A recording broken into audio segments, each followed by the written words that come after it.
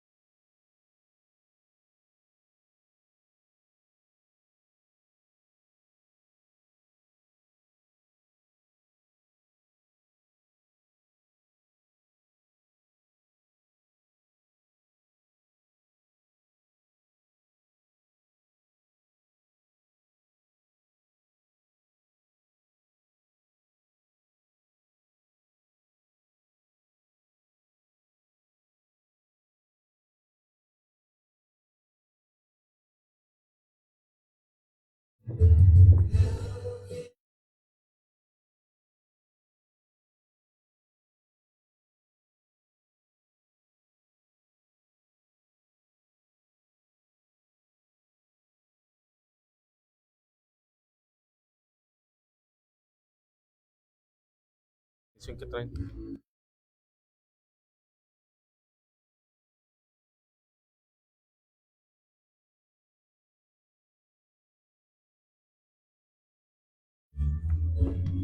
Que lo muteé.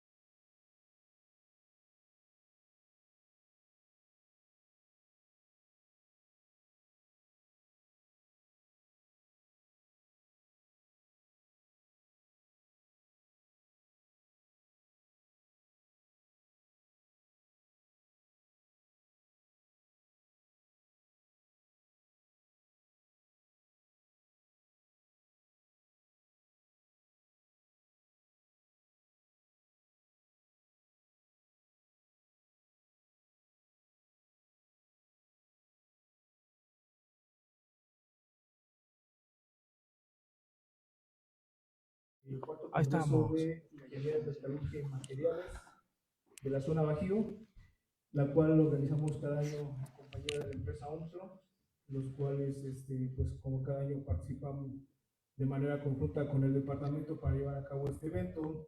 Y a nombre del doctor Martín Caudillo, les damos la bienvenida pues para iniciar este cuarto congreso. El congreso va a estar rodeado de varias actividades, dentro de ellas ponencias, algunos concursos como el Jeopardy, donde van a estar participando diferentes grupos de estudiantes y pues básicamente la intención de este congreso es tratar de tener una idea más generalizada de lo que es la ingeniería metalúrgica en todos los ámbitos, desde la parte extractiva hasta la parte de siderurgia y pasando por la metalmecánica. Y la idea es que, pues obviamente, los estudiantes tengan un conocimiento mayor acerca de esta condición. Asimismo, la idea es tratar de difundir todos los trabajos que vienen realizando muchos de los investigadores en estas áreas, con el objetivo de que todo el mundo conozca esos trabajos, es decir, hacer una divulgación tanto de la ciencia como de los trabajos que se generan dentro del Departamento de Ingeniería Metalúrgica. Entonces, sin más preámbulo, bueno, vamos a dar la bienvenida a Ulises Gutiérrez, quien es el encargado, o más bien es el director general de OMTRO, y pues para que nos dé unas palabras y poder iniciar de manera ya general este congreso.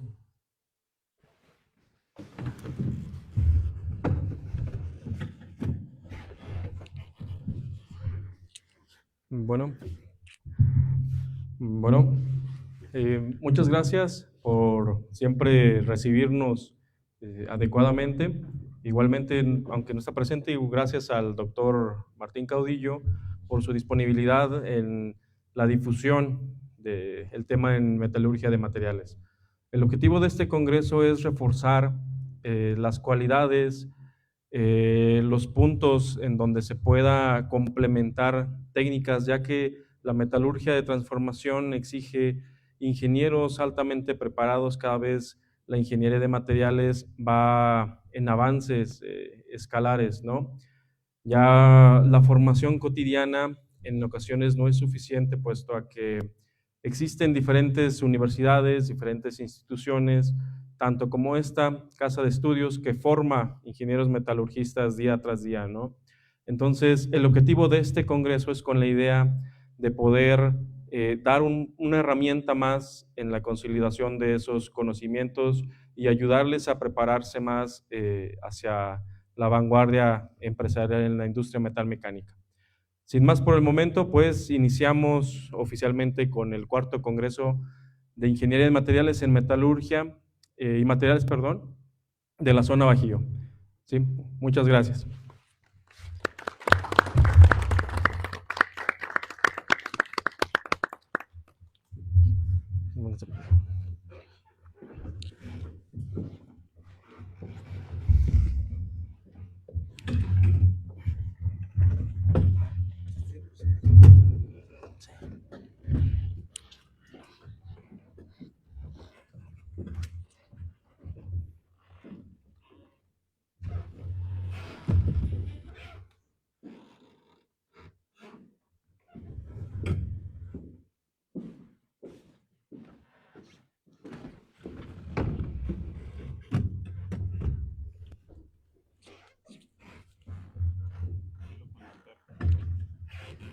¿El audio? ¿Para un audio?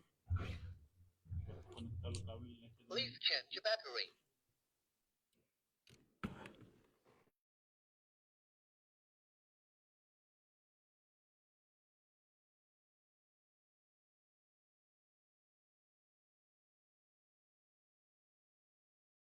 ¿Con cuál llama?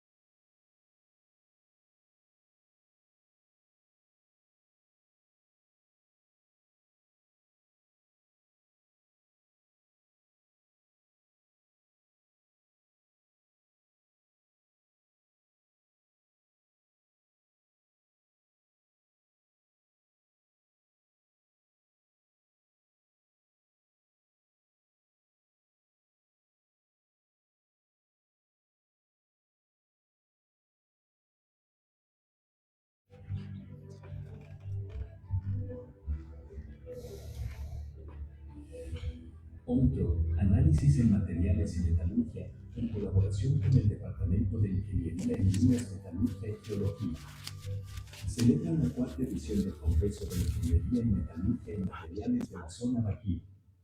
El CONIME, un congreso enfocado y dirigido a estudiantes con el objetivo de reforzar y complementar el campo académico de la metalurgia física y de transformación, priorizando la asegurar una formación académica sólida y adecuada para una competitividad digna en el sector industrial. Estamos hoy aquí porque estamos comprometidos con una educación mejor, con una educación que sirva para transformar la sociedad y nos ayude a todos a conseguir un México más competitivo.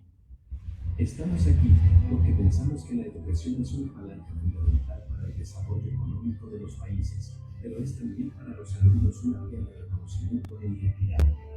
Agradecemos a todos los ponentes, organizadores y directivos por su compromiso y entrega. Trae un delay ahí. Agradecemos a la Universidad de Guanajuato y a OMTRO Análisis en Materiales y Metalurgia por la tarea de conseguir una herramienta más en la formación científica, tecnológica e ingeniería. Con la ilusión de generar Lo estás viendo en el un trabajo productivo y constructivo en beneficio del alumnado, en beneficio de las nuevas generaciones. Por su ánimo y su presencia, muchísimas gracias. La verdad nos hará libres. La calidad empieza en las personas, no en las cosas. Sean bienvenidos al cuarto Congreso de Ingeniería en Metalurgia y Materiales de la Zona Bajío.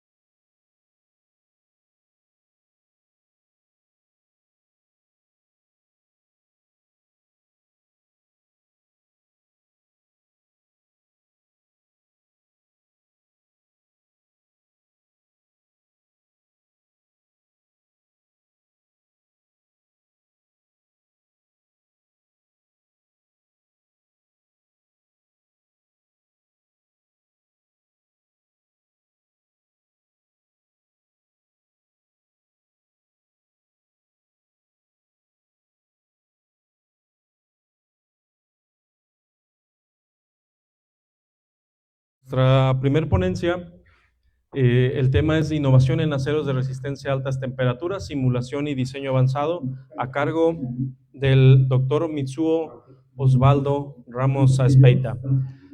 Él es el jefe del Centro de Capacitación en Ingeniería de Materiales de la Facultad de Ingeniería de la Universidad Autónoma de San Luis Potosí.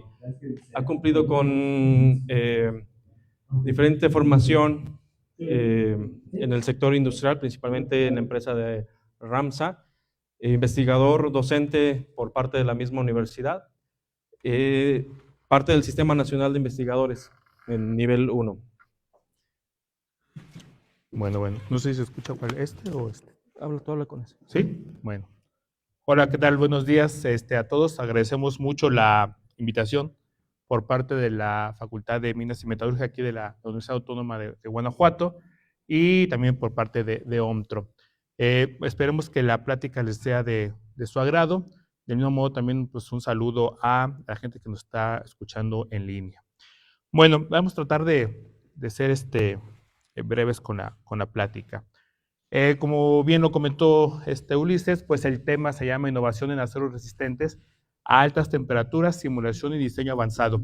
Esta plática es un poco resultado de varios años de trabajos que hemos estado realizando por parte del Centro de Capacitación en Ingeniería de Materiales, sobre todo buscando hacer investigación que trate de remediar problemas a nivel industrial. Y bueno, de manera general, pues la innovación es una cuestión muy importante en el desarrollo tecnológico de cualquier país y en general de la industria. ¿Por qué? Porque nos permite obtener estos 5 objetivos, estos 5 beneficios que se traducen en, por ejemplo, optimizar procesos de producción y la calidad de productos. En general, en cuanto cualquier industria, cualquier empresa invierta, mejore la parte de la innovación en estos procesos, pues generar mejores productos. De algún modo también la innovación permite a las empresas pues, disminuir tiempos en procesos, tiempos en cuestiones de evaluación.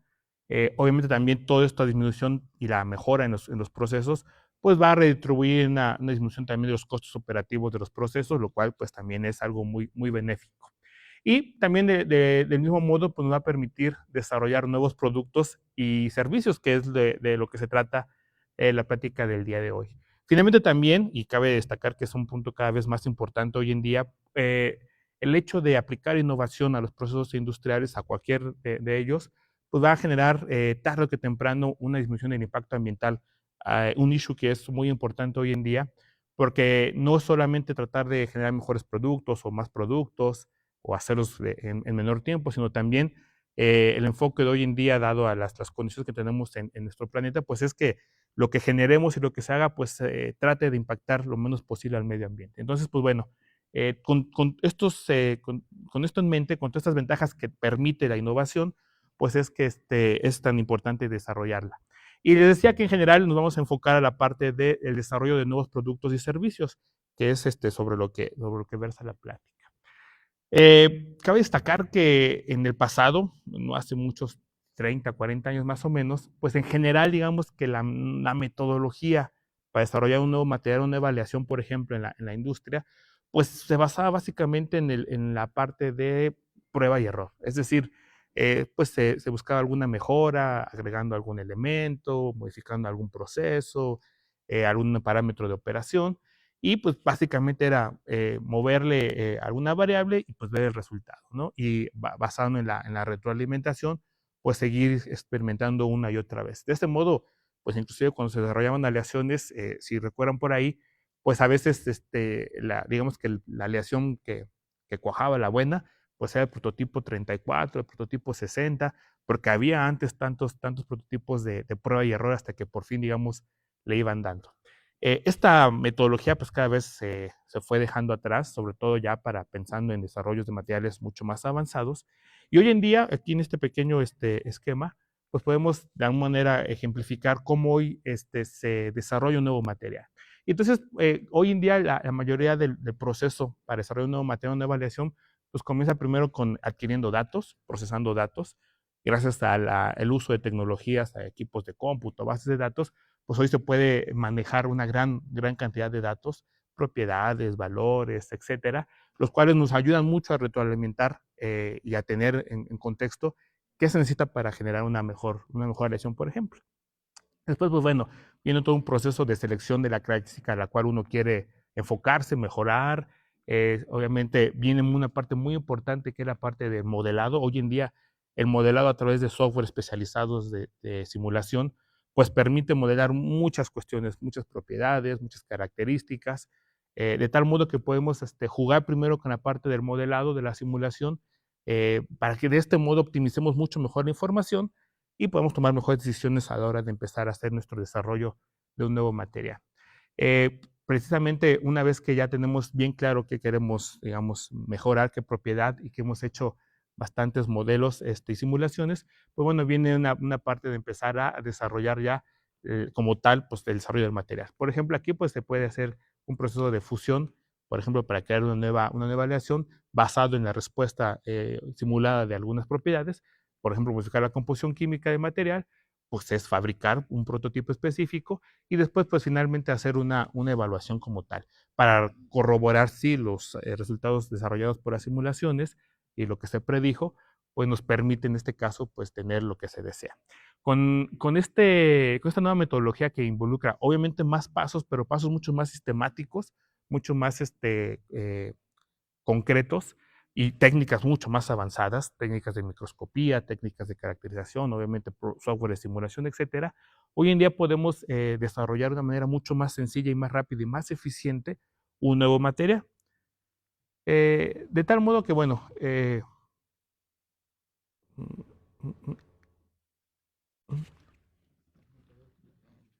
¿lo pongo mute?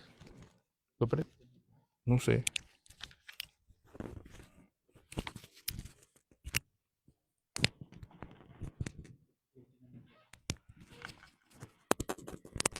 Ahí. No sé si.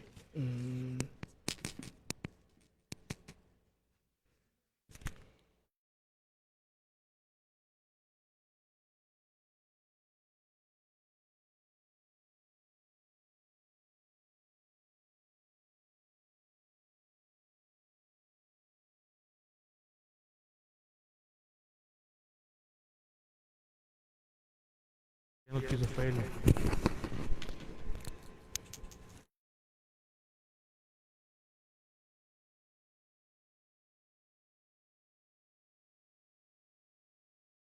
Y entonces, hoy en día, uno de las metodologías que más se utiliza para el desarrollo específicamente de nuevas aleaciones, pues es una metodología basada en la simulación termodinámica. Básicamente, el proceso, ya de manera mucho más acotado, pues implica el uso de software especializados de termodinámica, los cuales están basados en datos termodinámicos. A partir de modelado de la simulación termodinámica, uno puede generar ciertas composiciones, elegir los mejores prototipos, obviamente fabricarlos a través de procesos típicos de fusión, vaciado, solidificación, etcétera, tratamientos térmicos, y luego pues hacer la caracterización pertinente con diferentes técnicas de microscopía, de caracterización de materiales, etcétera, hasta dar un modo general de información necesaria para validar todo el proceso de simulación. Y bueno, se puede hacer una retroalimentación y seguir el ciclo hasta obtener un mejor prototipo según lo que se desee establecer como una prioridad en las propiedades que se quieran mejorar. Básicamente, el hecho de ahora utilizar esta metodología, utilizando simulación termodinámica, técnicas avanzadas de caracterización, obviamente también técnicas avanzadas de procesamiento de materiales, ha acortado mucho el tiempo que uno tarda en desarrollar un material. Antiguamente, con la metodología que comentábamos de prueba y error, a veces tardaban hasta 8 o 10 años en desarrollar un nuevo material, un nuevo acero, por ejemplo. Hoy en día, esto básicamente se puede hacer en menos de un año cuando mucho. Es decir, estamos acortando hasta 10 veces más el tiempo y sobre todo, pues hacerlo mucho más eficiente este proceso de desarrollo de nuevo material.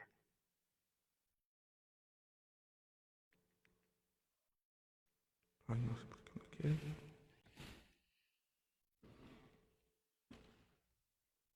No sé por qué no quiere. Bueno, ahí está. Específicamente, les digo que la parte medular del trabajo que estamos realizando, pues es el uso específicamente de software de simulación termodinámica. Y específicamente, el software que utilizamos es software ThermoCalc, el cual, pues bueno, está basado en un software que ha colectado muchísima información termodinámica de muchos sistemas, de muchos elementos, trae muchísimos datos de entalpías, entropías, energías libres, etcétera, de todos los sistemas, trae muchas bases de datos, y con toda esta información que se ha colectado también de experimentación práctica, o sea, el software acumula y genera mucha información, también basado obviamente en la recolección de información de laboratorio. Toda esta información la procesa en el software y el software entonces con esto nos puede permitir desarrollar nuevas aleaciones basadas en la estabilidad de las fases desde el punto de vista termodinámico, ¿no? Entonces, el software básicamente pues, tiene muchos modelos de termodinámicos, como el modelo de solución regular, soluciones ideales, etcétera. Todos estos modelos los contiene el software como tal, y usando los datos termodinámicos que tienen sus bases, pues permite hacer una serie de iteraciones para uno poder establecer qué fases son, por ejemplo, presentes en función del cambio de la composición química.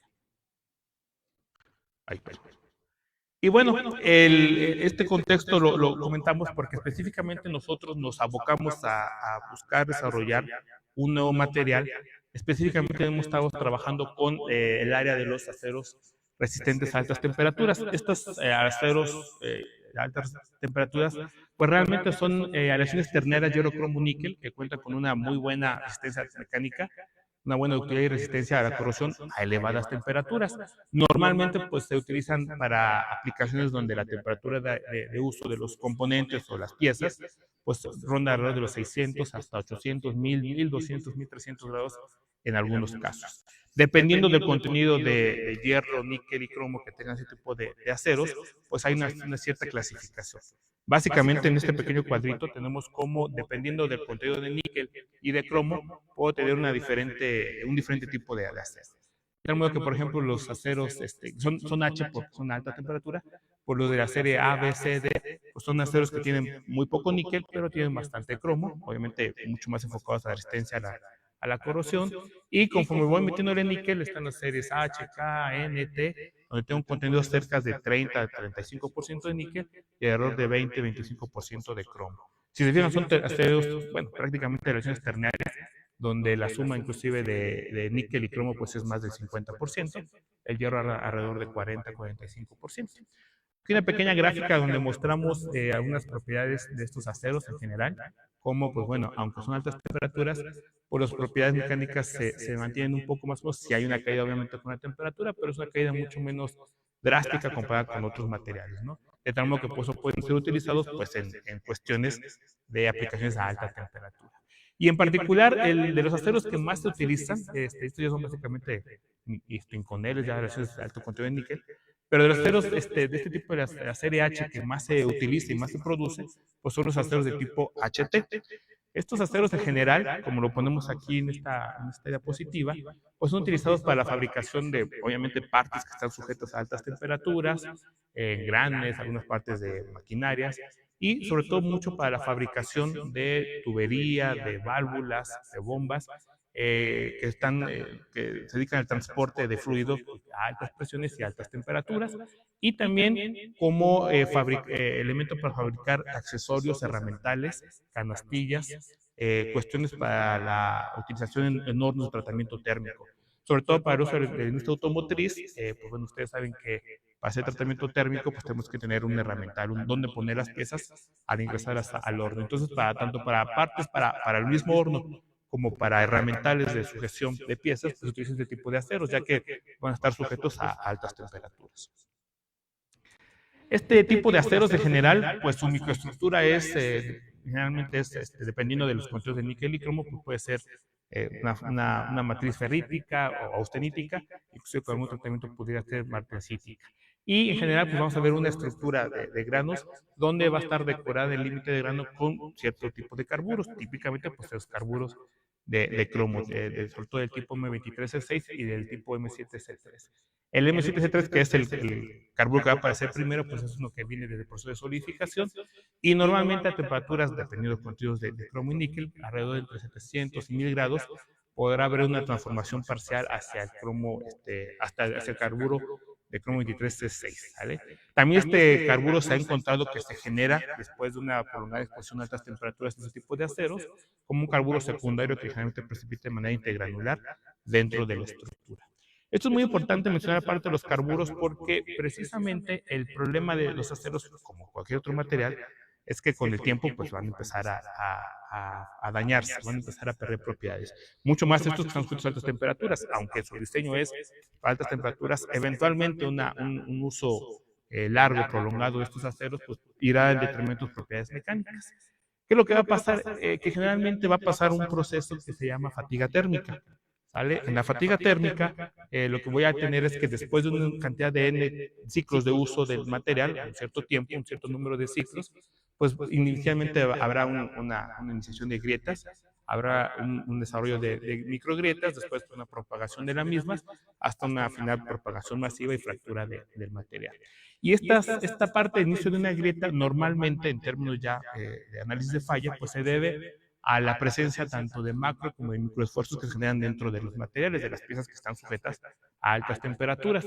En términos de macroesfuerzos, estos se generan sobre todo por la parte de las restricciones en la libre expansión térmica generada por los gradientes de temperatura.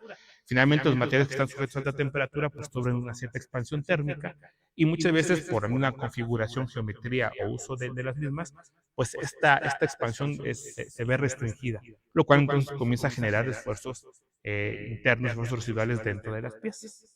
También en cuanto a microesfuerzos, se generan muchos en términos de dos orígenes. El primero, pues, son las diferencias entre las propiedades físicas de los microconstituyentes. Entendemos que la matriz tiene una cierta densidad, una cierta propiedad mecánica, un cierto coeficiente de expansión térmica, y, por ejemplo, los carburos que estén presentes tendrán otra densidad, otro coeficiente de expansión térmica, etc. Al final, todo el material está sujeto a temperatura, pero cada uno se va, digamos, a expandir de manera diferente, a transformar, a transferir el calor de manera diferente, y entonces se están, digamos, que expandiendo y contrayendo, pues digamos que a diferentes velocidades y con diferentes magnitudes. Entonces todo esto genera también esfuerzos residuales que se van acumulando dentro del material. Y otra parte que también es muy importante es que precisamente también durante el uso de alta temperatura es muy factible que comience a haber algunas transformaciones de fases, es decir, que algunos carburos comiencen a transformarse parcialmente a fases un poco más estables, o aparezcan otras fases, algún intermetálico, etcétera, que puede ir generándose, formándose durante el uso de los materiales. Y también, aparte de las transformaciones, pues puede haber, obviamente, engrosamiento, crecimiento de las fases. De tal modo que, por ejemplo, como se esquematiza aquí, un crecimiento excesivo de ciertas fases, por ejemplo, carburos, pues empieza a traslapar campos de deformación, lo cual a su vez también vuelve a generar pues, esfuerzos residuales. Todos estos orígenes de esfuerzos residuales, tanto micro como macro, pues se van acumulando en el material continuamente, sobre todo en materiales que están sujetos a fatiga térmica, a ciclos continuos de calentamiento y enfriamiento, pues el material entonces comienza a sufrir una acumulación de estos esfuerzos residuales hasta el punto en que la energía es tanta que finalmente pues, el material no le queda de otra más que generar pues, una grieta para comenzar a liberar esta energía. Y eventualmente una vez que una grieta pues nuclear crece, pues esta va a seguir creciendo con más ciclos hasta que llegará pues, a la fractura del material y obviamente pues al daño de las piezas que tengamos como tal. Entonces, nosotros nos enfocamos mucho en tratar de entender y mejorar un material, estos materiales HT, a esta parte de resistencia mecánica, aparte de la fatiga térmica, cómo mejorar la parte. Y esto surgió, de hecho, pues es una investigación que se genera a partir de un caso real que tuvimos con la industria. En la industria, en general, se usa, pues le digo, estos aceros para fabricar los herramientales que son estas bases y estas parrillas sobre las cuales se colocan las piezas. Por ejemplo, este caso en particular, pues es de un herramiental utilizado para hacer tratamiento térmico de barras estabilizadoras de los carros que van abajo del carro, pues se colocan, como pueden ver, el herramiental está diseñado la geometría para colocar la mayor cantidad de piezas posibles, alrededor de unas 600 piezas me parece, pueden colocar en el herramiental y todas esas piezas pues entran al horno de tratamiento térmico. Normalmente el ciclo de tratamiento térmico de estas piezas pues es más o menos un calentamiento, un proceso de autoritización del acero a 950 durante una hora, seguido de un temple en aceite a 60 grados. Tanto el herramiental como las piezas pues entran al horno de tratamiento, se calientan, se enfrían en el temple y después pues las piezas son retiradas obviamente, pasan a su siguiente proceso y se vuelve a cargar el herramiental. Pero al final el herramiental sufre un ciclo de calentamiento y enfriamiento. Y cuando se vuelve a cargar una segunda carga en el proceso, pues sufre un segundo ciclo de calentamiento y enfriamiento. Y como estos herramientales pues están trabajando continuamente, pues un herramiental sufre 8, 10, 20, 30 ciclos en un solo día de calentar y enfriar, de calentar y enfriar. Finalmente está entonces sujeto a condiciones de fatiga térmica, porque está a altas temperaturas, choques térmicos, adicionalmente pues cargando más o menos 600 kilogramos de peso, ¿no? Entonces está sujeto a un proceso de fatiga térmica. Y en la industria entonces por ahí nos comentaban que más o menos después de los 100 ciclos de calentar y enfriar, o sea, alrededor de unos 2-3 meses de uso del herramental, pues el herramental comenzaba pues, a agrietarse y a fracturarse, ¿no? Como pueden ver en las imágenes, en ciertas partes de las parrillas, en ciertos puntos específicos de mayor carga, de mayor concentración de esfuerzos, pues los materiales comenzaban a agrietarse, a fracturarse, y bueno, eventualmente si un herramental se fractura, se agrieta, pues deja de ser funcional y habría que cambiarlo, ¿no? Todo esto pues implica paros técnicos, costos, tiempos y gastos, porque pues, fabricar el herramental tiene también un costo como tal. Entonces, básicamente el problema en general cuando se estuvo en contacto con la industria, pues se trató de resolver desde dos enfoques, ¿no? La empresa como tal, pues se abocó mucho al primer enfoque que es por rediseñar el herramental, rediseñar la geometría del herramental, por ejemplo, disminuir secciones muy gruesas que acumulaban tanto calor, disminuir secciones de ángulos rectos para suavizarlos, etcétera. Tratar de disminuir concentradores de esfuerzos en términos de el diseño del herramental, geometrías, espesores, etcétera, ¿sale? Y el otro enfoque que se le dio al problema fue, bueno, no solamente hay que mejorar el diseño para tratar de minimizar concentradores de esfuerzo durante la vida útil del material, sino también pues, hacer una área más resistente. Finalmente, ¿qué es lo que se buscaba? Pues si estaba hecho de un material específico, pues tratar, basado en esta metodología que comentábamos anteriormente, pues desarrollar una aleación que fuera más resistente a la fatiga térmica. Y entonces, pues bueno, hicimos una metodología de trabajo para desarrollar un mejor acero en ese sentido. Partimos del acero HT base que se fabricaba originalmente de herramental y decidimos hacer la simulación termodinámica. Utilizamos simulación termodinámica para evaluar el efecto específicamente de un elemento. Basado en la teoría y un poco en la investigación documental, pues nos dimos cuenta que el niobio es un elemento que ayuda mucho a mejorar las propiedades de alta temperatura. Entonces, pues nos abocamos a evaluar el efecto del niobio utilizando simulación termodinámica. Se fundieron, se maquinaron probetas y después, una vez que se tuvieron un prototipo y que vaciado y maquinado, pues se le realizaron ciclos térmicos para evaluar qué tan bueno era la fatiga térmica. Se hicieron 25, 56 ciclos simulando los tratamientos térmicos que sufre, todos los ciclos de calentamiento y enfriamiento que sufren estos aceros, tanto del acero que se modificó como de un acero convencional a modo de comparación. Y pues también después de cada uno de estos cantidades de ciclos se le hizo tanto caracterización microestructural, evaluación de propiedades mecánicas y evaluación de daño por fatiga térmica con diferentes técnicas. En cuanto a la caracterización microestructural, pues se utilizó análisis químico, microscopía óptica, de barrido, uso de rayos X. En la evaluación de propiedades se utilizó el ensayo de compresión, ensayo de microdureza. En cuanto a la evaluación de daño por fatiga, pues se hizo una preparación metalográfica y básicamente se midieron la presencia de grietas como tal. Y pues bueno, aquí presentamos algunos de los resultados que generamos en esta investigación. Por ejemplo, es los diagramas que genera el software Thermo-Calc. Este es un diagrama de fases convencional. Vean que es muy diferente al convencional que conocemos de hierro-carbono. Este es digamos que el diagrama real de un acero HT, con esa composición, más o menos 35 de níquel, 17 de cromo, y el resto, pues básicamente hierro, con 0.55 de carbono. Ahí está su diagrama de fases. Pueden ver todas las fases que estarán presentes en este sistema, en equilibrio, dependiendo pues, de la composición específica. Esta simulación es para esta composición.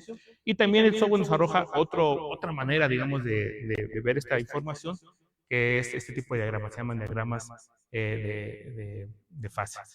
Estos diagramas de propiedades, podemos ver cómo, dependiendo de la temperatura, pues voy a tener ciertas fases en ciertas cantidades y puedo ver cómo, por ejemplo, pues una fase que es estable a baja temperatura deja de serlo para dar paso a la formación de una segunda fase, etcétera. Aquí, por ejemplo, tenemos específicamente a altas temperaturas, pues la presencia de estos dos carburos, tanto el de M23C6, que es de cromo 23C6, como el de cromo 7C3.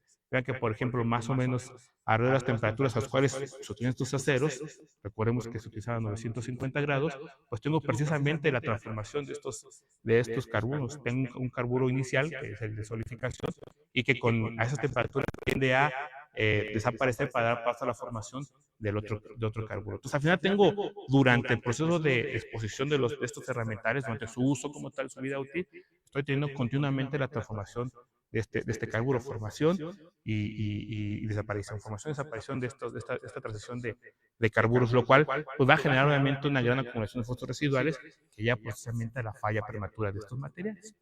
Entonces decidimos, con la simulación termodinámica, pues una vez que ya tenemos, digamos, el material base, probar el efecto de la cantidad de niobio. Aquí presento un par de diagramas igual, similares de fases, de propiedades, donde tengo qué pasaría si yo le agregara 0.5% de niobio o le agregara 2% de niobio. Uno puede jugar la simulación, agregarle lo que yo quiera en la cantidad que yo quiera. Aquí probamos solamente niobio y probamos ciertas cantidades. Hicimos, de hecho, simulaciones con 0.5, 0.6, 0.7. Aquí presento solamente la de 0.5 y 2%.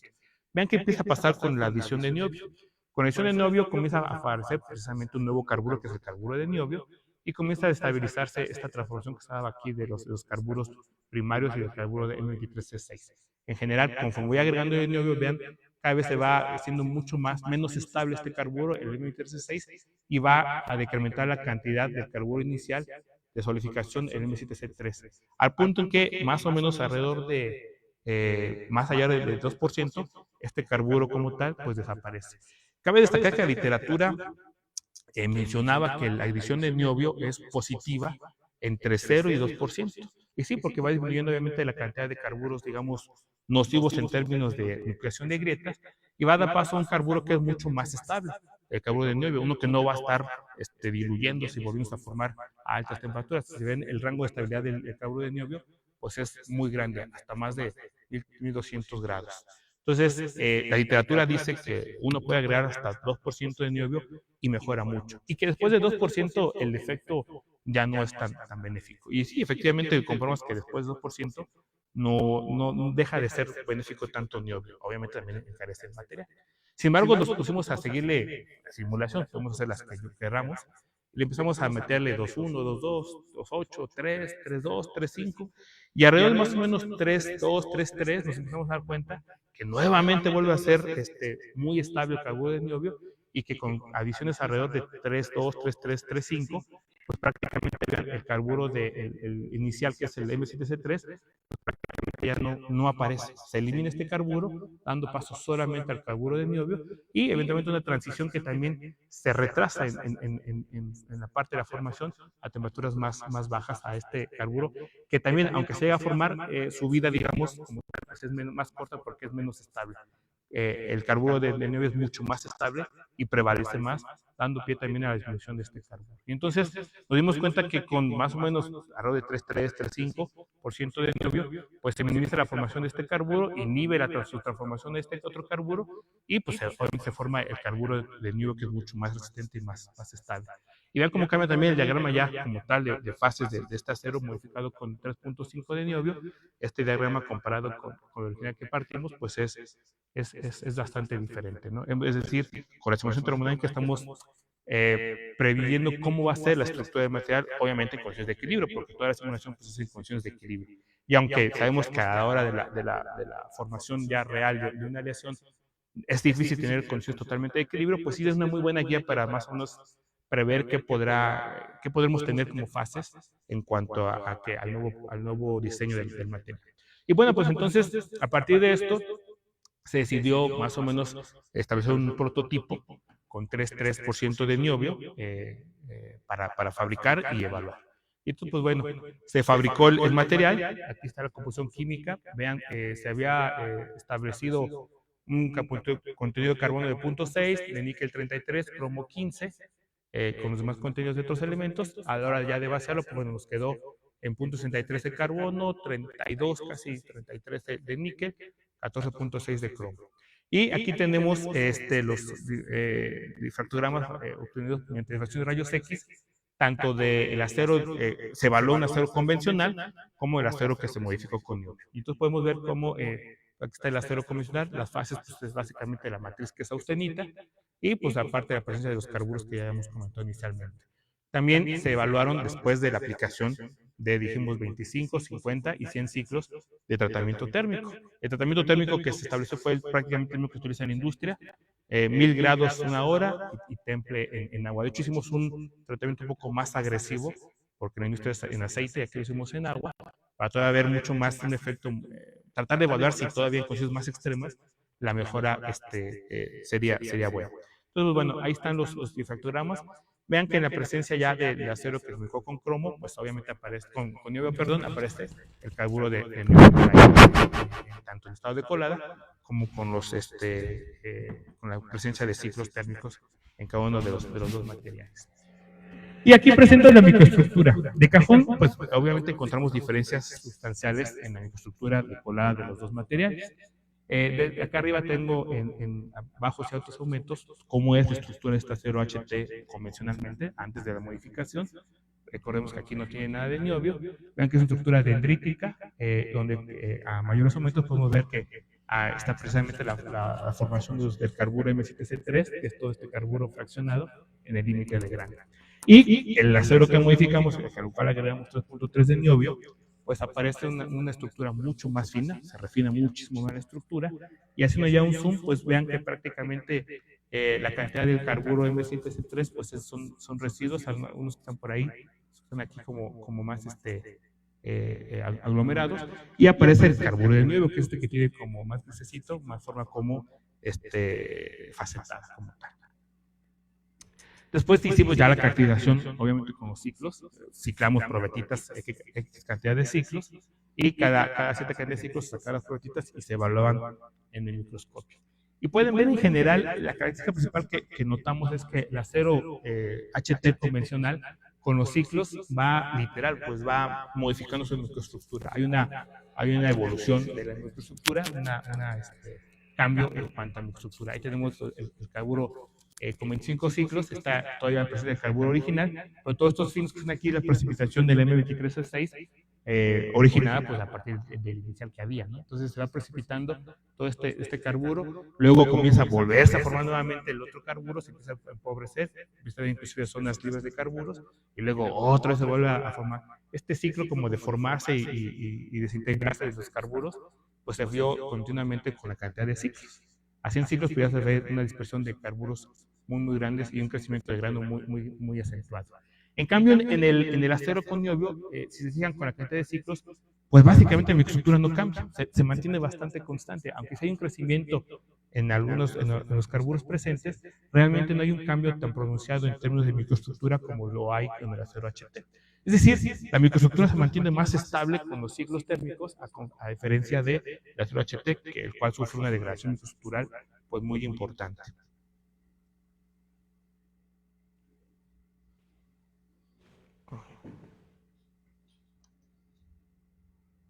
Bueno, ya con microscopía electrónica de barrido, pues evaluamos ambos aceros, tanto en estado de colada como con los ciclos térmicos. Ahí está el carburo inicial del acero HT, y ya con el proceso de ciclado térmico, pues está la presencia de estos carburos muy finos del M23C6 que se van generando a partir de la descomposición del carburo inicial, y luego después de cierta cantidad de ciclos, inclusive les digo, se van engrosando unos carburos, empieza a haber una zona de libres de carburos, y sigue formando mucho carburo fino intergranular, los cuales pues se evaluó y se encontró en la literatura que este proceso de transformación continua que está dando de descomposición del carburo es sobre todo el que genera el inicio de grietas. Ese proceso de descomposición va nucleando algunas grietas en estos carburos muy grandes, de tal modo que aquí pues se van a empezar a generar las grietas que posteriormente caminarán y llegarán a la fractura del material. En cambio, en el acero con niobio, pues tenemos ahí la microestructura inicial, los carburos de niobio, todavía los residuos del carburo M7C3, y bueno, tenemos ahí, vean cómo con los ciclos no hay mucho cambio, está presente el carburo de niobio, se evaluó, y los carburos que se encontraron del M3C6 fueron en menor cantidad y mucho más finos como tal.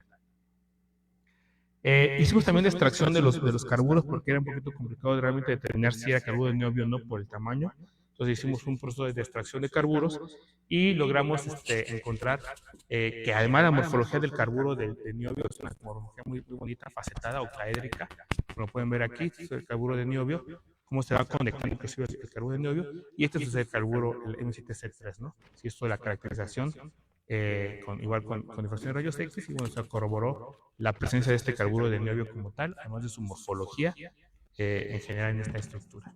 Y pues bueno, también se hizo la cuantificación de los carburos en cada uno de los dos aceros. En este caso, el acero HT del original, pues vean, teníamos prácticamente al inicio puro carburo de solidificación del M7C3, y con el tiempo, con la cantidad de ciclos, pues esta cantidad va disminuyendo y va aumentando el otro. Está la transición entre ambos carburos, llegando al final a 100 ciclos, al que tenemos ahora 15% de volumen de este carburo y más o menos 4% de este otro. Ya tenemos estos dos carburos. En el caso del acero modificado con niobio, vean que bueno, la cantidad del carburo inicial es muy pequeña y se mantuvo prácticamente constante. Sí hubo un crecimiento del carburo M23C6, pero fue en menor tamaño. ¿Por qué? Pues porque tenemos originalmente pues, mucho más carburo de niobio, que aunque bajó su cantidad, pues, no fue una disminución tan brusca como tal. ¿Vale? Y bueno, también evaluamos propiedades mecánicas, hay condiciones de compresión para determinar esfuerzos de fluencia de diferentes materiales. Vean cómo también el acero HT inicia con un esfuerzo de más o menos 200 megapascales. La presencia de carburos pues va incrementando mucho la resistencia, pero va fragilizando la estructura. Hay un incremento marcado en sus propiedades mecánicas con los ciclos, lo cual va a llevar finalmente a este proceso de fractura. Y en cambio en el acero que modificamos, empezamos de una resistencia un poquito mayor, por la presencia obviamente de niobio, y aunque sí hubo un incremento, ese incremento fue mucho menor y tendió a estabilizarse. Es decir, nuevamente lo que vimos con la microestructura, realmente es que las propiedades también se mantienen más o menos constantes con la cantidad de ciclos. No hay un cambio abrupto, ni a nivel microestructural ni a nivel de propiedades mecánicas. También hicimos evaluaciones de dureza, ahí la dureza pues, va bajando en el acero HT, en el acero, perdón, que desarrollamos, y va subiendo en el acero HT más o menos. O sea, tuvimos mejores propiedades mecánicas también en durezas con el acero modificado con niobio. Y después, pues ya finalmente lo que hicimos fue pues, evaluar también la parte de las grietas en estos aceros, tanto en el acero modificado como en el acero del cual se partió.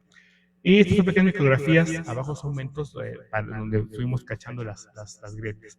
Vean que, por ejemplo, 25 ciclos del acero HT pues, ya presenta el inicio de algunas grietas, ya de tamaños inclusive ya de 50 micras y muchas otras tantas.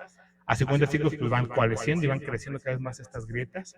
Y finalmente a 100 ciclos pues, ya son grietas muy grandes que ya coalescieron y que obviamente van a llevar a la fractura del material. En cambio, el acero modificado, ya como con 25 ciclos, prácticamente todavía no tenemos una grieta. Con 50 ciclos apenas digamos que estamos a la par de lo que eran 25 ciclos en el otro acero, y a 100 ciclos, pues digamos que vamos también un poquito a la par de lo que vamos acá con 50 ciclos. Es decir, vamos, no es que eliminemos la posibilidad de formar grietas, se van a formar eventualmente, porque hay, como comentábamos antes, pues formación de carburos, algunas transformaciones parciales, pero lo que sí logramos hacer es retrasar el inicio de estas grietas, y además también observamos que el crecimiento de las grietas también era más lento comparado con el acero HT. Es decir, retrasamos el inicio y además retrasamos un poco la cinética. ¿Qué va a resultar esto en general? Pues a que el material tenga una mayor cantidad de ciclos de vida útil cuando esté aplicando. Aquí está la evaluación final que se hizo también, tanto el número de grietas como de la longitud de las mismas.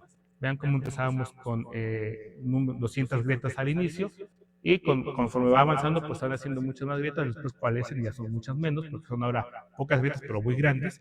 En el caso del acero que modificamos, empezamos con muy pocas grietas, vean que es infinitamente 8 veces menos grietas, y creció pues al doble de grietas, ¿no?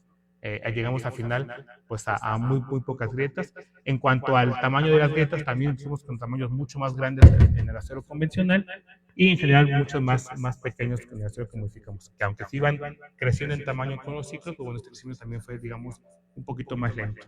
Finalmente aquí mostramos las evidencias de las probetas que se utilizaron para evaluación de este proyecto. Aquí está el acero con HT con 25, 50 y 100 ciclos. Le pusimos un concentrador de fuerza a las probechitas también para tratar de forzar a que se generen ahí las grietas. Y pues sí, vean cómo con 100 ciclos ya el acero está pues totalmente ya fuera de uso, ¿no? Ya está muy deteriorado. En cambio el acero HT, el acero modificado con niobio, pues en general entre 25, 50 y 100 ciclos, pues no se observaron casi grietas muy grandes. A lo más lo que sí se observó fue una gran proceso de clip de fluencia lenta, mayor que comparado con el de acá, pero en general el acero pues resistió mucho más, ¿no? Entonces, pues bueno, finalmente ya como conclusiones de este trabajo, pues en general pues encontramos que con la simulación repito, con cantidades de alrededor de 3.5% de niobio, pues va a favorecer la disminución y eliminación prácticamente del carburo nocivo de M7C3 y también se va a recorrer a transformación a CM23C6, además de la presencia obviamente del carburo de niobio. Todo esto nos lo dio la información de la simulación termodinámica. Y la caracterización que ya realizamos como tal, pues sí, básicamente corroboró lo que la simulación había presupuestado, ¿no? En cuanto a que no hubiera presencia de un cierto carburo, presencia de otros carburos. En general todo esto lo pudimos corroborar de manera microestructural en ambos aceros. Y finalmente, pues bueno, lo que buscábamos, ¿no? La presencia de este 3.3% de niobio que se hizo en el acero, pues básicamente duplicó la vida útil del acero en cuanto a el inicio del agrietamiento por fatiga térmica, así como el crecimiento de grietas. ¿Qué es lo que queríamos? Al final desarrolló un acero que en lugar de que se cambiara de herramental a los 3 meses, pues se cambiara a los 6 meses. Entonces no es lo mismo cambiar 2 veces al año de herramental que cambiarlo 4 o 5 veces al año, lo cual implicaría obviamente una reducción en costos, en paros técnicos por los cambios, etcétera, ¿no? Entonces, pues bueno, se logró el objetivo en ese sentido. Y bueno, cabe también destacar que hemos estado también buscando más desarrollo en ese sentido. Estamos en la parte de empezar a caracterizar la parte de resistencia a la corrosión del material, porque eventualmente la modificación de la composición pues tendrá que ver también con un efecto en su resistencia a la corrosión. Vamos a ver si fue benéfico o no. Y pues bueno, por ahí estamos inclusive viendo lo de la posibilidad de patentar el acero como tal. Y pues bueno, de mi parte sería todo. Muchas gracias. No sé si haya...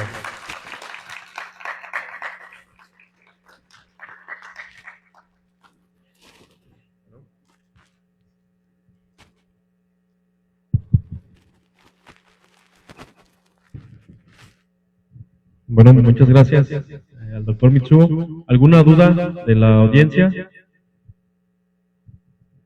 ¿Comentario?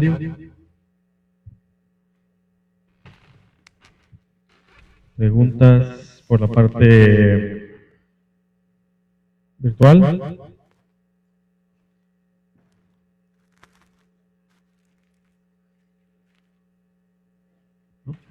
Bueno, al parecer no.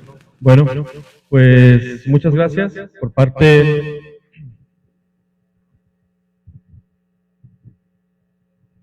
de todo el auditorio.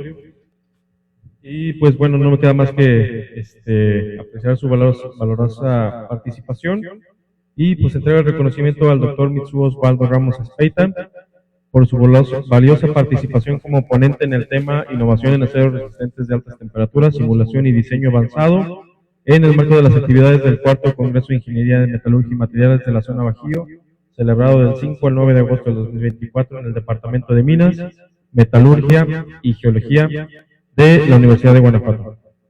La calidad empieza en las personas, no en las cosas. Muchísimas gracias. Muchas gracias. Muchas gracias. Gracias.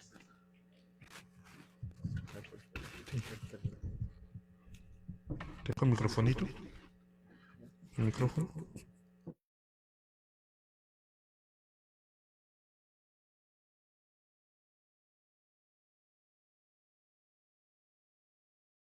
Para nuestra siguiente ponencia, como se ha estado viendo, es importante ir caracterizando, evaluando y considerando propiedades diversas de diferentes materiales, ¿no? Mencionábamos que el inicio de la aportación de un metalurgista en diferentes áreas o sectores es demasiado valioso. Uno de estos puntos muy amplios es el análisis preventivo en diferentes materiales, ¿no? Principalmente en ductos, del cual nuestro próximo ponente, el doctor Zúñiga, que proviene del Instituto Politécnico Nacional, tiene una gran experiencia en la evaluación preventiva de este tipo de materiales. Nos va a hablar respecto a el tema general. ¿Está por aquí ya conectado, doctor Manuel?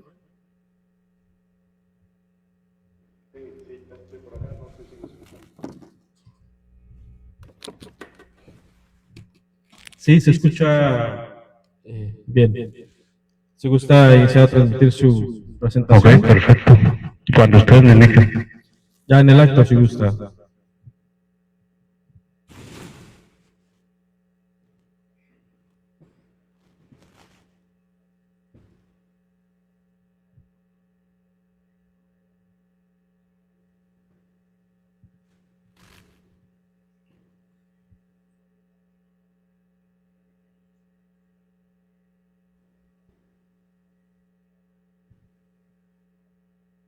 ¿Sí puedo compartirla?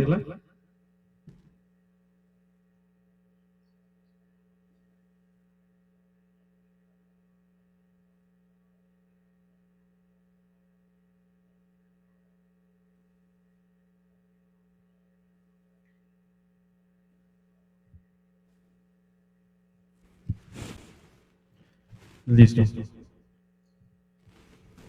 Si gusta iniciar. Ok, si gustan, podemos comenzar. Vamos a iniciar la presentación. Recording in progress. Bueno, el tema que yo les voy a presentar se llama análisis de falla de componentes mecánicos del sector hidrocarburos.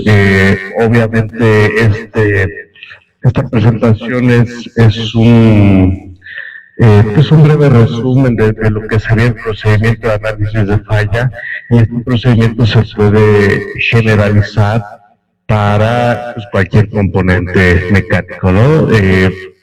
Básicamente, eso es de lo que se va a tratar la presentación, ¿no? Para poder hablar de lo que es el análisis de falla, primero vamos a hablar un poco de lo que son los mecanismos de daño que se pueden presentar en cualquier componente, sobre todo en el sector hidrocarburos, y pues bueno, el tipo de daño que generan estos mecanismos de daño como tal, ¿no? Porque una cosa es el mecanismo de daño y otra cosa es el daño generado, ¿no? En este caso, pues todos los elementos, ya sean estructurales o de maquinaria o de cualquier elemento que esté sujeto a cargas o a temperaturas, pues va a sufrir un deterioro a través del tiempo, ¿no? El deterioro es un proceso de acumulación de daño que va a ser dependiente de las condiciones de servicio. Estos son a un medio ambiente agresivo, o corrosivo, ácido, o si estamos trabajando a altas temperaturas, como en el caso de la presentación anterior, ¿no? Que tiene problemas de fatiga térmica y buscar un material más adecuado para poder pues, trabajar bajo esas temperaturas, o cuando estamos bajo condiciones de carga mecánica, ya sea elevada o repetida, ¿no? O incluso carga sostenida también puede ser un factor a considerar, ¿no? En este caso, pues bueno, conforme la vida útil del elemento viene avanzando, pues la resistencia del material va a ir disminuyendo. ¿Por qué? Porque se activan mecanismos, o se empiezan a generar mecanismos de daño, ¿no? Dígase corrosión, dígase fatiga, el que sea que nosotros tengamos bajo las condiciones de servicio en las que trabajemos, pues va a estar mermando las propiedades del material o las capacidades estructurales del mismo material, ¿no? Muchas veces no solamente el material se degrada, sino también se reduce en cantidad, ¿no? Cuando tenemos pérdida de metal, por ejemplo, por abrasión o por erosión, estamos reduciendo la cantidad de material disponible. Ahora, esto es en cuanto a la vida útil del material, ¿no?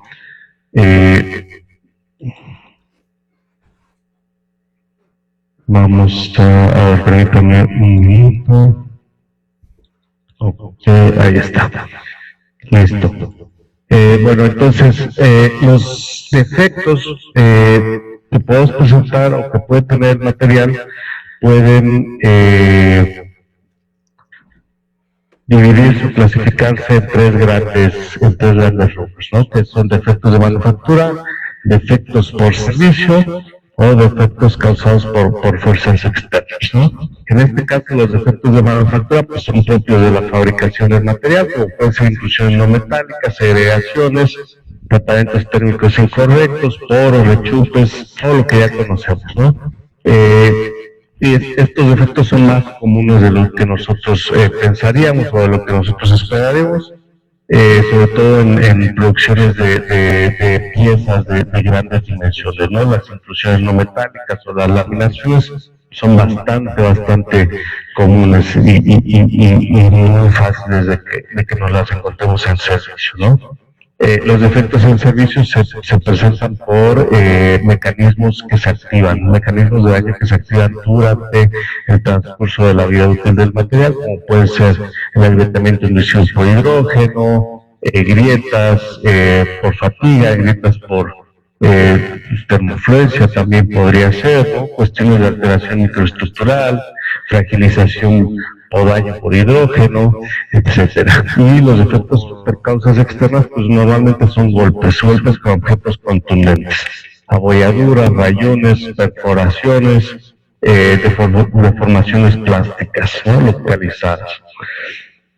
En cuanto a los defectos, pues también los podríamos clasificar en 3 grupos de acuerdo a los métodos de inspección que necesitamos para poder detectarlos, ¿no? El primer grupo sería aquellos defectos que son identificables mediante inspección visual, como puede ser la corrosión, ya sea uniforme o localizada.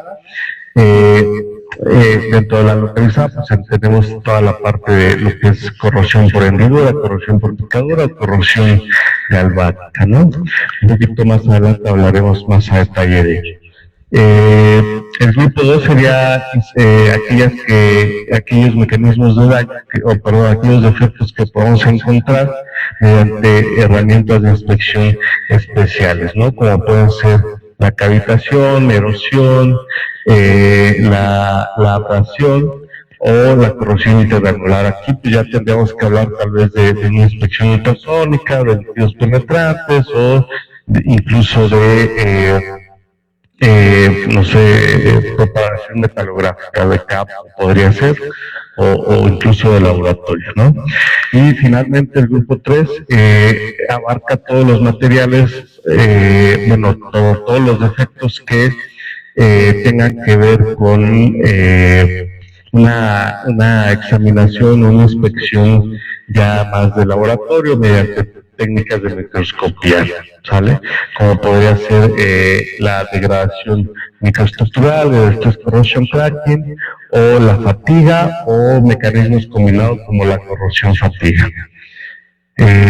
Y bueno, vamos a empezar a hablar un poco ya de los mecanismos de daño como tal, ¿sale? Voy a ir un poco más rápido, pero bueno, uno de los mecanismos de daño que más se presenta en los materiales es como tal la corrosión, ¿no?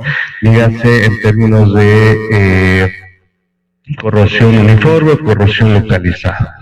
Dentro de el AP 579, la versión 2021, se define la corrosión como el deterioro del material causado por ataque químico o electroquímico como resultado de su interacción con el ambiente, ¿no?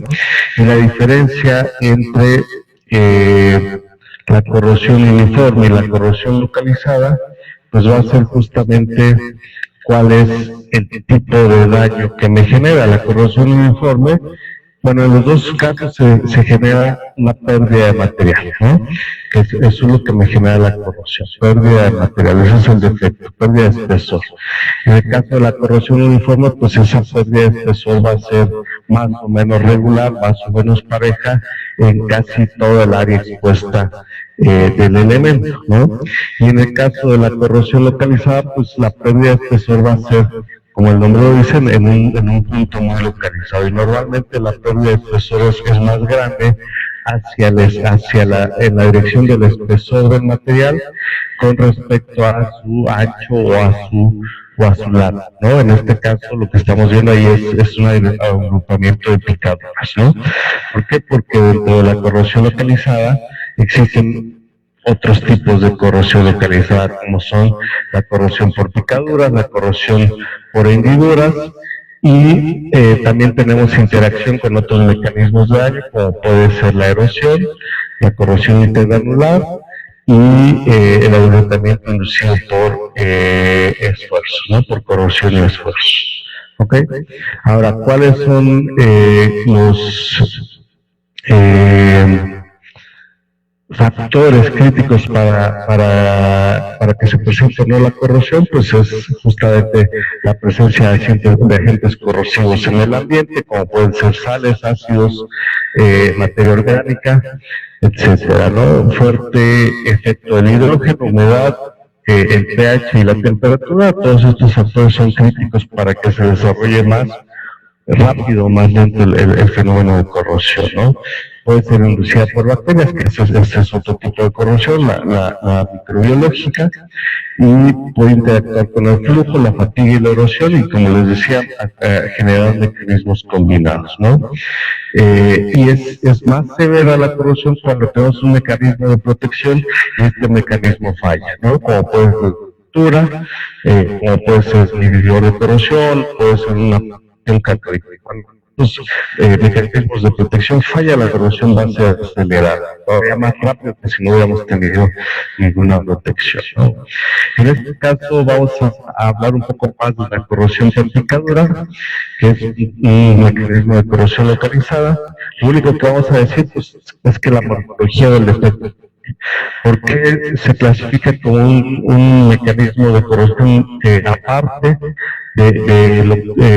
como una... ¿Por qué no se clasifica únicamente como una corrosión localizada? Bueno, porque la morfología del defecto cambia. La picadura normalmente es de forma circular de la superficie y crece hacia el fondo hacia el espesor del material, ¿no? Con una morfología cóncava en la punta, ¿no? Y el diámetro de la picadura pues va a ser mucho menor que la profundidad de la picadura. Y bueno, este tipo de mecanismos se presentan sobre todo cuando tenemos la presencia de iones cloruro en el ambiente de servicio, ¿no? Que son los que facilitan o propician la formación de picaduras. En este caso, existen materiales que son más o menos susceptibles a las picaduras. Para evaluar esa susceptibilidad se tienen los valores del número P, ¿no? Que básicamente es número equivalente a resistencias a picaduras, y entre mayor resistencia a las picaduras tenemos, pues mayor será su número P, ¿no? Y bueno, hablando ahora de otro mecanismo de daño combinado, que es la corrosión asistida por flujo. Este es un ejemplo de un análisis de falla que nosotros realizamos, es un elemento de tubería. Como pueden ver, esta T tiene un adelgazamiento significativo respecto a el espesor sano, con respecto a el espesor de la zona dañada, ¿no? O sea, estamos hablando de una reducción cercana al 85-87% del espesor. Y esto se genera no solamente por corrosión, sino también por la ayuda del flujo, ¿no? Como tenemos un flujo turbulento, este flujo turbulento lo que hace es remover la capa pasiva de productos de corrosión que se generan en el material y va generando, desprendiendo esta capa, y entonces va exponiendo material nuevo al proceso corrosivo, ¿no? ¿Cuáles son las particularidades? Pues bueno, vamos a tener la formación de cavidades semiparabólicas de baja profundidad, y en el fondo de estas cavidades pues vamos a tener líneas de flujo que van a ser paralelas entre ellas y que van a respetar la dirección del flujo, vamos a decirlo así, ¿no? Pero tiene que presentarse ambas partes. Las cavidades, bueno, aquí no se alcanzan a ver muy bien, pero están en esta zona, ¿no? Esto que se ve aquí como pequeños cráteres, esas son las cavidades semiparabólicas de baja profundidad, y en el fondo de esas cavidades pues tenemos lo que les decía de las líneas de flujo, ¿no? Este mecanismo de daño, corrosión, erosión, es diferente a la erosión. Perdón, corrosión asistida por flujo es diferente a la erosión. ¿Sale? La erosión es muy similar. También vamos a tener patrones de líneas paralelas en la dirección del flujo, pero la gran diferencia es qué es lo que desprende el material. ¿Sale? Aquí lo que desprende el material es el impacto de partículas sólidas, normalmente arena, que vienen en el producto de servicio, ¿no? Y estas partículas sólidas golpean y desprenden el material, ¿sale? Esa es la diferencia de dónde viene el desprendimiento. En el primer caso, el flujo es el que ocasiona el desprendimiento, en este caso son partículas sólidas, les digo, normalmente arena, ¿sale? ¿Qué es lo que pasa en ambos mecanismos de daño? El espesor se va a adelgazar. ¿Hasta qué? En el caso de tuberías, como es los elementos que nosotros normalmente analizamos, pues el espesor se reduce, no soporta la presión interna de operación del circuito y entonces se genera una ruptura, ¿no? Normalmente eso es lo que pasa. Con elementos estructurales que no están sujetos a presiones internas, pues bueno, va a reducirse el espesor hasta que el elemento estructural no soporte la carga a la que está sometida y reviente, ¿no? Básicamente eso es lo que pasaría. Ahora, hay otros mecanismos de daño, como pueden ser también, estas gráficas representan los factores que afectan a la erosión y podemos ver que materiales dúctiles van a presentar una velocidad de erosión, mucho más lenta dependiendo del ángulo con que impacten las partículas. Igualmente, la velocidad de corrosión va a depender del flujo, de la velocidad del flujo a la que esté circulando el producto de servicio y del diámetro de partícula, ¿no? Obviamente, entre mayor es el diámetro de partícula, mayor será la velocidad de erosión. Llegan a un punto crítico, a una velocidad crítica, donde el comportamiento de la curva es prácticamente asintótico y a partir de ahí se comporta casi de manera constante. Y otro parámetro bastante importante pues es la morfología de las partículas sólidas, ¿no? Si son de bordes agudos, la velocidad de erosión va a ser mucho mayor que si son de bordes suaves. Este es otro ejemplo de un elemento al cual hicimos análisis de fallas, un tubo capilar de un pozo de perforación. Era un tubo capilar de acero inoxidable, incluso tenía una envolvente, un capuchón, digamos, de protección para evitar que el elemento se erosionara, pero bueno, al final el producto de servicio tenía tanta arena, pues ese es un pozo de perforación, tenía tanta arena que terminó erosionando todo la envolvente, la carcasa de protección la destruyó por completo y el tubo capilar pues lo terminó dañando, ¿no? También casi lo destruyó por completo, ¿no? Pues esto es la morfología del daño, son patrones de líneas paralelas que van orientadas en la dirección del flujo, ¿no? Son líneas bien definidas, líneas rectas, pues que ocasionan el desprendimiento de material, y aquí es importante mencionar que se da en toda la superficie expuesta, ¿no? Se va a dar de forma casi uniforme en toda la superficie que está expuesta al fluido, ¿no? Obviamente en algunos puntos donde haya un poco más de turbulencia, un flujo localizado, se puede dar una pérdida un poco mayor, pero en general se debe dar en toda la superficie expuesta, no en un solo punto. Ahora, la abrasión es otro mecanismo de daño que implica remoción de material, pero aquí la diferencia con respecto a los otros dos que vimos es que es un deslizamiento de dos superficies, es un deslizamiento relativo entre dos superficies, ¿no? Yo tengo dos superficies que están en contacto, una con respecto a la otra, y ese contacto mecánico entre ellas va a generar desprendimiento de material. Normalmente lo hace únicamente del material que es más suave, ¿no? El menos duro. En cuanto a mecanismos que me generan grietas, pues vamos a tener, por ejemplo, que es bastante común también, sobre todo en ambientes marinos y en ambientes con un alto contenido de ácido sulfídrico, y es el stress corrosion cracking o agrietamiento por corrosión y esfuerzo, ¿no? En este caso se genera empieza el mecanismo con la formación de una picadura o la formación de picaduras. Las picaduras de corrosión van a generar un medio ambiente interno mucho más agresivo que el ambiente al exterior de la picadura, y entonces se va a empezar a generar un proceso de fragilización en la punta de la picadura.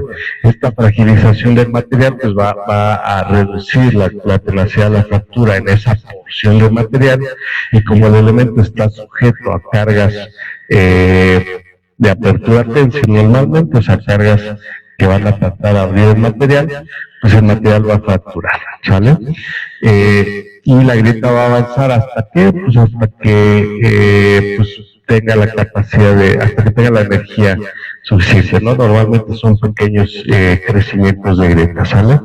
¿Qué va a pasar? Pues esta grieta genera como tal una hendidura, ¿no? Esta hendidura se va a llenar otra vez de un medio ambiente agresivo, más agresivo que el del exterior, y va a volver a fragilizar la zona externa, la punta de la grieta, ¿no? Esa porción de material, la punta de la grieta se va a fragilizar. En este caso, va a fragilizarse el material, se va a volver a reducir la tenacidad de la fractura en esa porción, y va a volver a abrir la grieta por efecto de cargas mecánicas. Entonces, el Stress Corrosion Cracking es un mecanismo combinado, ¿no? Necesita la acción tanto de una carga sostenida como de un medio ambiente agresivo, y el tercer factor que entraría en juego aquí sería un material susceptible, ¿no? Tenemos que tener esos tres factores actuando al mismo tiempo para que se pueda dar el Stress Corrosion Cracking. Si solo tengo un ambiente agresivo y no tengo cargas, pues será corrosión o será otro mecanismo de daño, pero no será Stress Corrosion Cracking. Si tengo cargas sostenidas, pero no tengo un ambiente corrosivo, pues podrá fallar por sobrecarga o por fluencia, pero no por Stress Corrosion Cracking, ¿sale? En este caso, pues bueno, esas son las particularidades de este mecanismo de daño, ¿no? El defecto que me genera, pues es una grieta.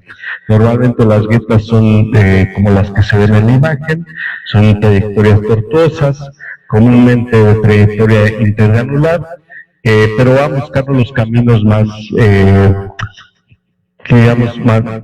que le requieren a la grieta la menor cantidad de energía para que se pueda propagar, ¿no?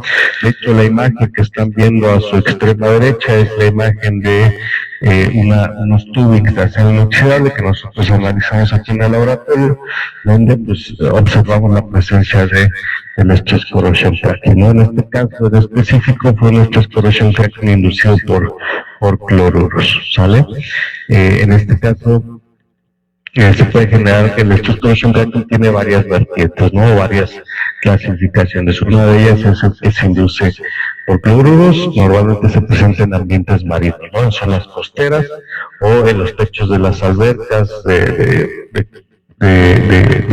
las albercas. Pues están tratadas, el agua de las albercas se trata con cloro, ese cloro se evapora y se va a las vigas, ¿no? A las partes superiores, ¿no? Y ahí se puede generar Stress Corrosion Cracking inducido por cloruros. Y el otro, que es un poco más común, es el Stress Corrosion Cracking por medio amargo, ¿no?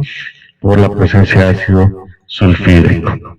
En este caso, estos son los tornillos que analizamos también aquí en el laboratorio, que fueron pues expuestos al ambiente marino. No estaban expuestos a ningún medio ambiente o a ningún fluido. Por ahí hay uno manchado de crudo, pero bueno, eso fue después de la falla. Pero estos estaban únicamente expuestos a la mesa de mar, ¿no? ¿Y qué pasó? Se empezaron a generar picaduras aquí en el cuello del tornillo. A partir de las picaduras se generaron estas grietas que se alcanzan a ver acá. Y cuando los quisieron remover, pues el tornillo se degolló automáticamente, ¿no? Aquí se ve la superficie de fractura. Nada, pues esta coloración de la superficie de fractura de un acero inoxidable 304 nos habla de un proceso de corrosión que estuvo activo durante un tiempo prolongado. No fue inmediata después al degüelle del tornillo, sino que ya ya la grieta había crecido, se había propagado y eso había generado el proceso de corrosión, ¿no? La exposición a la intemperie. Y bueno, dentro de los mecanismos de daño que me generan grietas está la fatiga, y ya en la presentación anterior hablaron bastante de lo que es la fatiga térmica, y bueno, lo único que vamos a mencionar ahorita pues son dos cosas. Una, la fatiga es un mecanismo de daño acumulado, o sea, yo voy generando la acumulación del daño, y esa acumulación del daño me genera un defecto tipo grieta, ¿sale? Y el segundo punto que debo de mencionar es que está la fatiga mecánica y la fatiga térmica. La fatiga mecánica se genera cargas mecánicas, ¿sale? Variación de ciclos, debemos de tener una carga máxima, una carga mínima, ¿sale? La condición más severa de la fatiga mecánica es cuando tengo tensión y compresión, ¿sale? En la carga máxima, digamos, es positiva, la carga mínima es negativa, y es donde tengo la condición más severa de fatiga. Y la diferencia con la fatiga térmica, pues es que en la fatiga térmica los esfuerzos se generan por efecto de la temperatura, ¿no? En este caso, la fatiga me va a generar una grieta, y la grieta va a tener estas particularidades. Este también es un tornillo de un motor de combustión interna, de un generador eléctrico. Este tornillo tiene un tornillo de la cabeza del pistón, tiene un diámetro de aproximadamente 10 milímetros, y esas son las características de la fatiga, ¿no? Es una superficie plana que nos habla de que una propagación estable hasta que la grieta creció demasiado, y entonces el tornillo o el área de sección remanente ya no pudo soportar las cargas a las que está sometido el tornillo y reventó de forma inestable, ¿no? De forma abrupta, ¿no? Aquí ya tenemos un desgarramiento dúctil de una fractura inestable, ¿ok? Estas son características de las grietas por fatiga también a escalas macroscópica del lado izquierdo y microscópica del lado derecho. En el caso de las marcas macroscópicas se generan estas líneas que se conocen como marcas de playa, que son cada vez que el elemento se carga o se descarga. Vamos a pensar en un inicio o un paro de un circuito de tubería, se genera una marca de playa. Y a nivel microscópico se generan estas que se conocen como estrías de fatiga, ¿sale?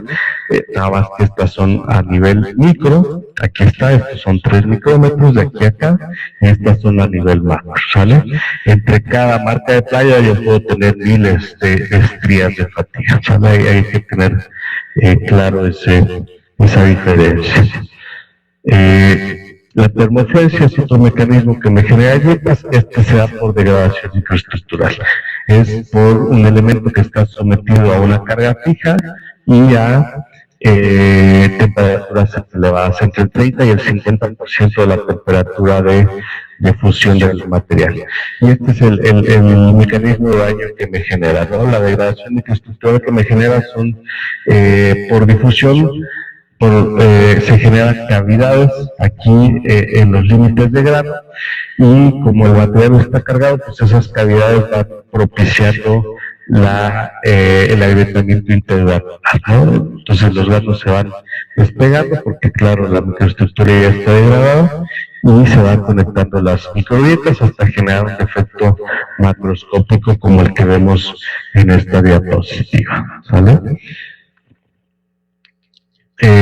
Otro mecanismo de daño es el agrietamiento inducido por hidrógeno.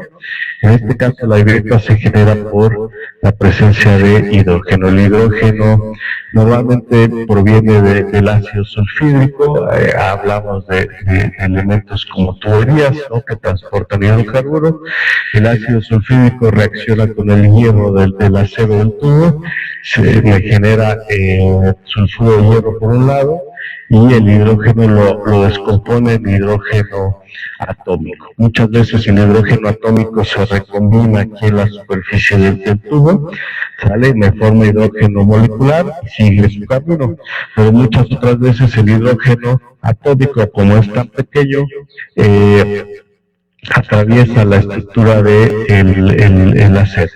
Algunas veces sale, se recombina en la superficie externa como hidrógeno molecular y pasa inadvertido, pero muchas otras veces, en la mayoría de los casos, pues el hidrógeno va atravesando el material y se encuentra sitios de atrapamiento, como pueden ser inclusiones no metálicas, pueden ser límites de grano, vacancias, pueden ser las interfaces entre la ferrita y la perlita, por ejemplo, en el caso de un acero bajo carbono, algún poro, cualquier elemento que pueda servir como sitio de atrapamiento, va a empezar a acumular átomos de hidrógeno.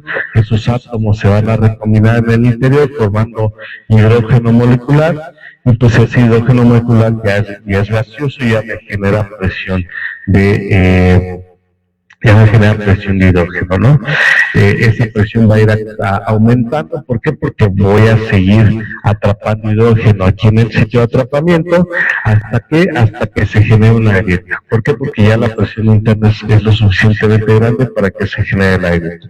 Esa propagación de la grieta va a hacer que la presión interna baje y entonces se va a detener el crecimiento de la grieta hasta que se vuelva a acumular la suficiente presión interna en el sitio de atrapamiento para que vuelva a crecer la grieta, ¿no? Y así va actuando este mecanismo, ¿no? De agrietamiento inducido por hidrógeno. Los daños que me generan pues son grietas, y esa grieta, cuando está a la mitad del espesor, se conoce como laminación. Tiene la misma apariencia que una laminación por manufactura, o sea, durante la fabricación, y cuando la grieta está cercana a la superficie externa del elemento, va a sufrir una deformación plástica como la que está acá, ¿sale? ¿Por qué? Porque hay presión en el interior de la grieta y el espesor remanente ya es pequeño, y entonces la presión de hidrógeno deforma el material, y entonces desde afuera se ve como una ampolla, como la que nos abren en la piel, ¿no? Y la sección transversal se ve de esta forma, ¿sale? Pero eso se da cuando la grieta está más cercana a la superficie externa. Y por último, o el último de los mecanismos que vamos a ver, pues va a ser la alteración metalúrgica, ¿sale? Hay varios factores que la propician, sobre todo la temperatura alta y el tiempo. Tiempo y temperatura me van a dar degradación de la microestructura normalmente, ¿sale? Hay otros mecanismos que me lo podrían dar, como calentamiento y enfriamiento rápido, como podría ser que estuvo expuesta a un incendio, por ejemplo. El incendio elevó la temperatura, llegaron a apagar el incendio y el agua que utilizaron para apagarla, pues generó una alteración microestructural por contenido de elementos aliantes que podrían verse afectados por ya sea interacción con el medio ambiente o también por temperatura, ¿no? Como podría ser la decarburización. Sale dentro de esta degradación microestructural un mecanismo bastante interesante que se conoce como envejecimiento microestructural, que básicamente es el hecho de que las laminillas de perlita se van disolviendo, ¿no? Se van partiendo y se va perdiendo la forma laminar y empieza a estabilizarse la perlita y a segregarse cementita en el límite de grano. Todo eso me genera pues pérdida de propiedades mecánicas. Finalmente, la deformación plástica también es importante hablarla. Esta se da por cargas externas normalmente, ya sean mecánicas o térmicas, ¿no? Porque un incendio también podría generarme el reblandecimiento del material y podría generarme esto, ¿no? Que sería colapso plástico, que es esta imagen que estamos viendo acá. Este es un colapso plástico, este es un pliegue, esto es una abolladura. Los pliegues normalmente se dan cuando hay contracción o expansión de un circuito de tubería. La abolladura pues es un golpe con un objeto contundente. Y esta figura de la izquierda es la pérdida de redondez, ya sea el ovalamiento o la formación de una geometría irregular, ¿no? Que esto también se puede dar por expansión de un circuito de tubería, ¿no? Y bueno, ahora hablando de lo que es el procedimiento del análisis de falla, pues vamos a irnos un poco más rápido, ¿no? Tenemos el primer paso de cualquier metodología de análisis de falla, va a empezar en lo que es la recolección de información del material de falla, ¿sale? Del elemento que falló. Ya sea información de toda la información que esté disponible, datos de diseño, fabricación y especificaciones del componente y materiales, las condiciones de operación y mantenimiento, del actual y del histórico, y algún evento inusual que se haya presentado, no sé, se elevó la presión, se elevó la temperatura de forma inusual, algo no controlado, eso también se tiene que reportar. En muchas ocasiones esta información o no está disponible o no te la quieren